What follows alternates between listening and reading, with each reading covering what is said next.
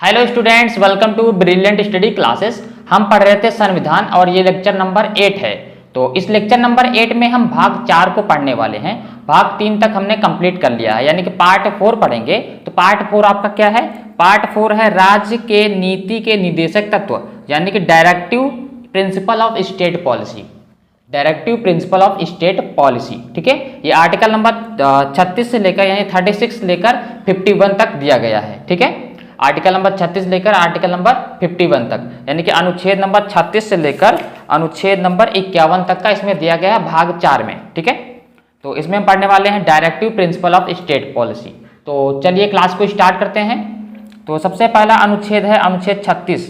इसमें स्टेट की परिभाषा दी गई है, यानी कि स्टेट मतलब यहाँ पर देश की बात हो रही है, ठीक है। तो यहाँ पर देश की परिभाषा दी गई, जो वही पहले में दिया गया था भाग 3 में, वही चीज इसमें दिया गया है कि इस भाग में जब तक के संदर्भ में अन्यथा अपेक्षित ना हो, राज्य की परिभाषा वही है, राज्य का अर्थ वही है जो अनुच्छेद जो भाग 3 में दिया गया है।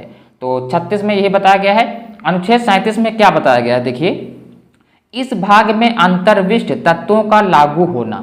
कहने का मतलब है इस भाग में अंतर्विष्ट उपबंध किसी न्यायालय द्वारा परिवर्तनीय नहीं होंगे, किंतु फिर भी इनमें अतकथित तत्व देश के शासन के मूलभूत हैं और विधि बनाने में इन तत्वों को लागू करना राज्य का कर्तव्य होगा। कहने का मतलब यह है, आर्टिकल 37 ये कहता है कि देश जो इसमें लिखा हुआ है, जो इसमें नीतियां बनाए गए हैं वो चेंज नहीं होंगी, ठीक है। जो नीतियां बनाए गए हों वो किसी भी न्यायालय में किसी भी कोर्ट में चेंज नहीं होंगी, लेकिन इन नीतियों के आधार पर राज्य कोई नई नीति बना सकता है, ठीक है। कोई नया तत्व लागू कर सकता है, कोई नई विधि बना सकता है देश के हित के लिए, ठीक है। और भाग 4 में आपको पढ़ना क्या है? भाग 4 में आपको ये पढ़ना है कि देश के क्या प्रावधान है या फिर देश का क्या कर्तव्य है आपके लिए, है ना। आपके लिए वो क्या करेगा देश, ठीक है। और आर्टिकल नंबर 38 क्या करता है? राज्य लोक कल्याण की अभिवृद्धि के लिए सामाजिक व्यवस्था बनाए रखना, ठीक है। यानी राज्य क्या करेगा?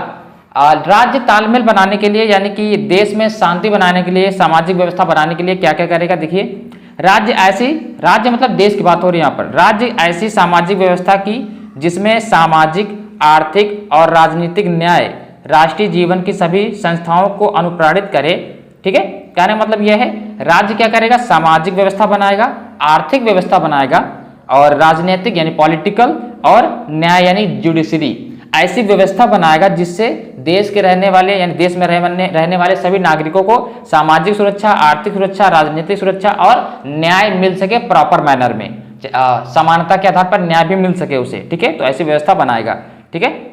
और यहाँ पर दिया गया है आर्टिकल नंबर 39, राज्य द्वारा अनुसरणीय कुछ नीति तत्व राज्य अपनी नीति का विशिष्टया इस प्रकार संचालन करेगा कि सुनिश्चित रूप से, यानी राज्य जो नीति बनाएगा उसे कैसे लागू करेगा या फिर उन नीतियों में क्या होना चाहिए, आपके लिए क्या करेगा राज्य। आर्टिकल नंबर 39 में दिया गया है कि पुरुष और स्त्री सभी नागरिकों को समान रूप से जीविका के पर्याप्त साधन प्राप्त करने का अधिकार हो।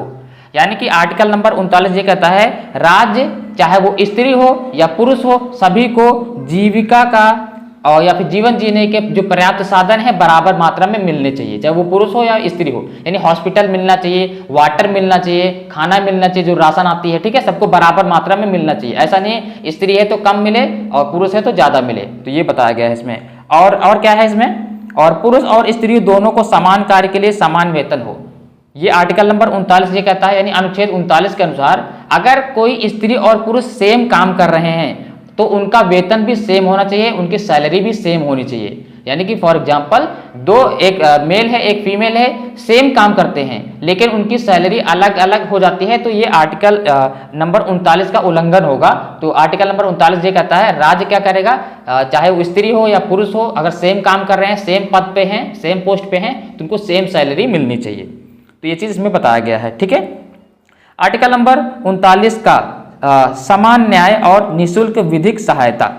समान न्याय यानी कि सभी को इक्वल जस्टिस मिलना चाहिए, ठीक है। चाहे वो किसी भी जाति का हो, धर्म का हो या फिर कोई भी लिंग हो, ठीक है, इससे कोई फर्क नहीं पड़ता, उसे समान न्याय मिलना चाहिए। मतलब बराबरी का, ये नहीं कि आप इस धर्म के हैं तो आपको ज्यादा कुछ मिलेगा न्याय, ठीक, ऐसा नहीं है। और निःशुल्क विधिक सहायता यानी कि हॉस्पिटल वगैरह ये सब, पानी वगैरह ये निःशुल्क मिलने चाहिए, ठीक है। और आर्टिकल नंबर 40, ग्राम पंचायतों का संगठन। यानी देश क्या करता है, ग्राम पंचायत का संगठन कर सकता है। जैसे कि अभी देखिए ग्राम पंचायत होता है, फिर ब्लॉक समिति होती है, उसके बाद जिला परिषद यानी जिला पंचायत होता है। तो देश क्या करता है, पंचायत संगठन बना सकता है जिसमें उनको एक पावर दे दी जाएगी। जैसे ग्राम पंचायत की एक पावर है कि आप 2 गांव को संभालना है, 2 गांव में विकास करना है। और जो ब्लॉक समिति होती है उसे एक ब्लॉक लेवल पे उसे पावर दे दी जाती है, ठीक है। और उससे ऊपर होती है जिला पंचायत, ठीक है। जिला पंचायत पूरे डिस्ट्रिक्ट को कंट्रोल कर सकता है, वो उसका विकास कर सकता है। तो ये आर्टिकल नंबर 40 ये कहता है कि देश क्या कर सकता है, ये संगठन बना सकता है, ग्राम पंचायत, जिला पंचायत, ब्लॉक समिति, जिससे क्या होगा, विकास हो जाएगा। उनको थोड़ी थोड़ी पावर दे दी जाती है वह चीज, ताकि वो अपना डिसीजन ले सके, ठीक है। उन्हें शक्तियां प्रदान की जाएंगी, पावर प्रदान की जाएगी, ठीक है। और आर्टिकल नंबर 41, कुछ दशाओं में काम, शिक्षा, लोक सहायता पाने का अधिकार, यानी कि राज्य अपनी आर्थिक सामान्य और विकास की सीमाओं के भीतर काम पाने के लिए, शिक्षा पाने के लिए, बेकारी, बुढ़ापा, बीमारी, निःशक्तता, ठीक है, इनके लिए कोई न कोई आपके लिए प्रावधान बनाएगा, ठीक है। कि जैसे कि राज्य में आप देश में रह रहे हैं तो देश में आपको शिक्षा पाने का कोई ना कोई प्रावधान बना देगा, कोई स्कूल कॉलेज ये खोलेगा, ठीक है। या फिर काम पाने के लिए जैसे मनरेगा चलाया जाता है तो ये करेंगे, ठीक है। और बीमारी के लिए हॉस्पिटल वगैरह, सरकारी हॉस्पिटल होते हैं, तो ये सब बनाने का प्रावधान 41 में दिया गया है, अनुच्छेद 41 में बताया गया है, ठीक है। अनुच्छेद 42 में क्या है, काम की न्याय संगत और मनोचित दशाओं का तथा प्रसूति सहायता का उपबंध। राज्य काम की न्याय संगत और मनोदशाओं को सुनिश्चित करने के लिए प्रसूति सहायता के लिए उपबंध करेगा।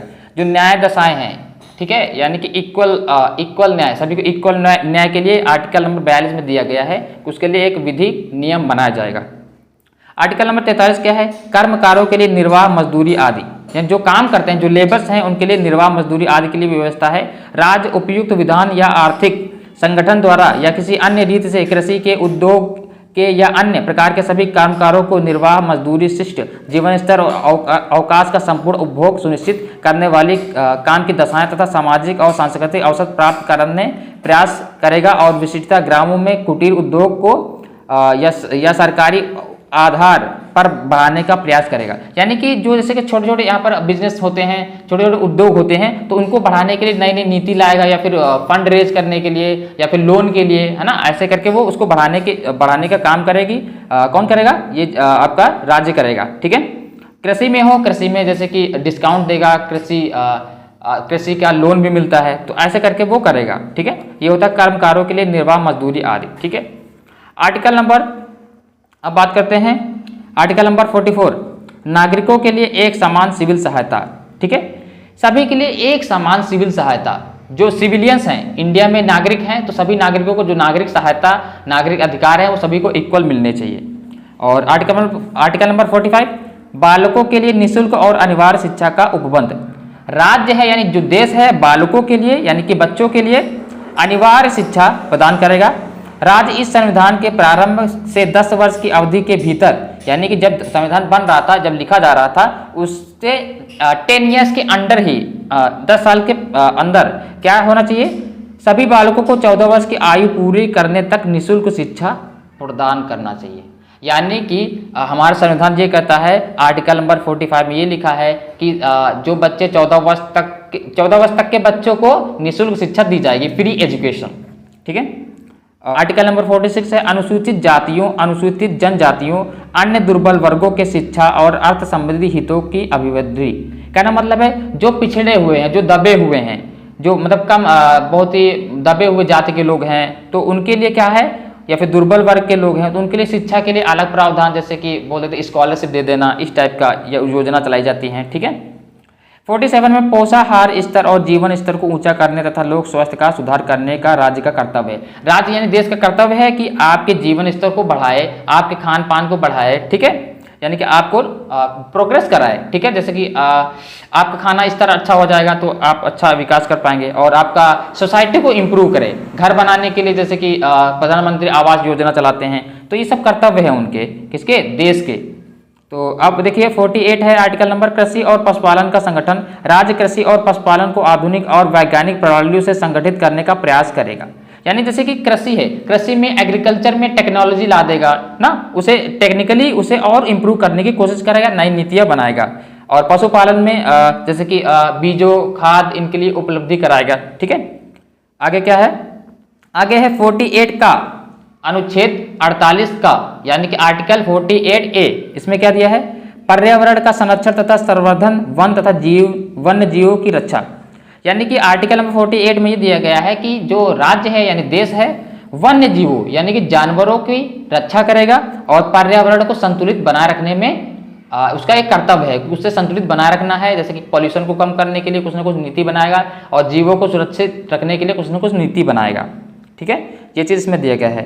49 में राष्ट्रीय महत्व के संस्मारकों, स्थानों, वस्तुओं का संरक्षण संसद द्वारा बनाई गई विधि द्वारा या उसके अधीन राष्ट्रीय महत्व को घोषित किए गए कलात्मक या ऐतिहासिक अभिरुचि वाले प्रत्येक संस्मारक, स्थान व वस्तु का यथास्थिति लुंठन, विरूपण, विनाश, अपसारण, व्यजन, निर्यात से संरक्षण करने की राज्य की बाध्यता होगी। यानी कि जो राष्ट्रीय स्मारक हैं, राष्ट्रीय प्लेस हैं, जैसे ताजमहल हो गया या फिर लाल किला हो गया, तो राष्ट्रीय जो स्मारक हैं या फिर राष्ट्रीय पैलेस हैं, तो उनको सुरक्षित रखने का प्रावधान है आर्टिकल नंबर 49 में। ठीक है, कार्यपालिका से न्यायपालिका का पृथक्करण, यानी कि आर्टिकल नंबर 50 कहता है, आर्टिकल नंबर 50 ये कहता है कि कार्यपालिका को अलग करना है और न्यायपालिका को अलग करना है। तो कार्यपालिका में नॉर्मली वर्क जैसे होता है वो होता रहेगा, विकास का वर्क हो गया। ठीक है, और जो न्यायपालिका जुडिशरी है, ठीक है, उसके लिए अलग वो होना चाहिए। तो ये आर्टिकल नंबर 50 में बताया गया है। ठीक है, और आर्टिकल नंबर 51 में क्या है, आर्टिकल नंबर 51 में अंतर्राष्ट्रीय शांति और सुरक्षा की अभिवृद्धि। अनुच्छेद 51 ये कहता है कि जो देश है अंतर्राष्ट्रीय स्तर पर सुरक्षा और शांति बनाए रखने का कदम उठाएगा। उसका एक कर्तव्य है कि अंतर्राष्ट्रीय नेशनल लेवल पे, इंटरनेशनल लेवल पे सभी देशों के साथ शांति बनाए रखना और उनके साथ तालमेल बनाए रखना। जैसे कि अंतर्राष्ट्रीय शांति और सुरक्षा की अभिवृद्धि, यानी कि कोई ऐसी नीति बनाएगा जिससे इंटरनेशनल लेवल पे यानी अन्य देशों से शांति बना रखी जाए और उनसे अभिवृद्धि की जाए और उनके साथ बिजनेस किया जाए। ठीक, तो इस क्लास में हम इतना ही पढ़ते हैं। नेक्स्ट क्लास में हम इसके आगे के पार्ट को पढ़ेंगे। अगर क्लास आपको अच्छी लगी हो तो लाइक कीजिए, चैनल को सब्सक्राइब कीजिए। मिलते हैं नेक्स्ट क्लास में। Thank you class.